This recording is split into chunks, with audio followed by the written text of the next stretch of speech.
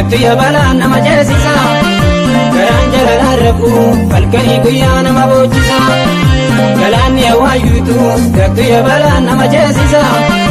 garaan jalalaan rafu halkanii guyyaa nama boojisa karaa soda reebu kottisa bu'ii jala naannaa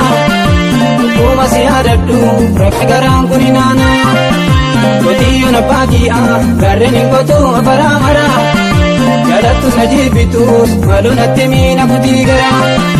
harargee tanaan bu'aa baabura adii sana yaabbadhe suuraa si wajjin ka'u fedhaa amasii tose hammadde galaanni awwaayyuutu daktu yabalaan nama jeesisa garaan jalalaan rafu halkanii guyyaa nama boojisa.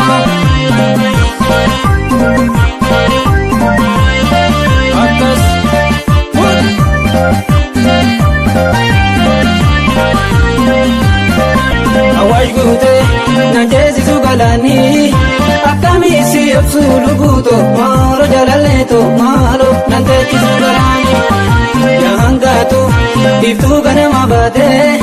si dabee taa'uu kiyyamasiito maaloo jaalalleeto maaloo kasee namatti baate awaash guutee nan jeesisu galaanii akkamii si obsu lubuuto maaloo jaalalleeto maaloo teechisu garaanii yaangaatu iftuu ganama baatee si dabee taa'uu kiyyamasiito maaloo jaalalleeto maaloo kasee namatti baate.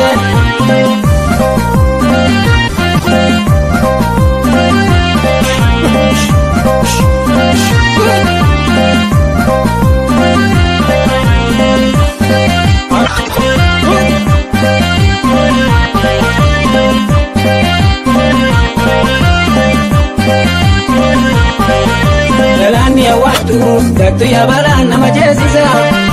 garaan jalalaan rafu halkanii guyyaa nama boojisa galaanni awwaayyuutus daktu yabalaan nama jeesisa garaan jalalaan rafu halkanii guyyaa nama boojisa asiila la mul'ata garri bubbisa na boojjifta yaamasii himi mangaan googosi jubbisa gabaan olu torbanii nannufa gabaan olu torbanii ijaasi arguu malee konguma bayaana kadduwani kadaa kana roobe moo maalii kan jilaan irraan ga'u garaasi malee sarmuu anumti masii akkamaa ta'u galaanni awwaayyuutu daktu yabalaan nama jeesisa garaan jalalaan rafu halkanii guyyaa nama boojisa. Akkas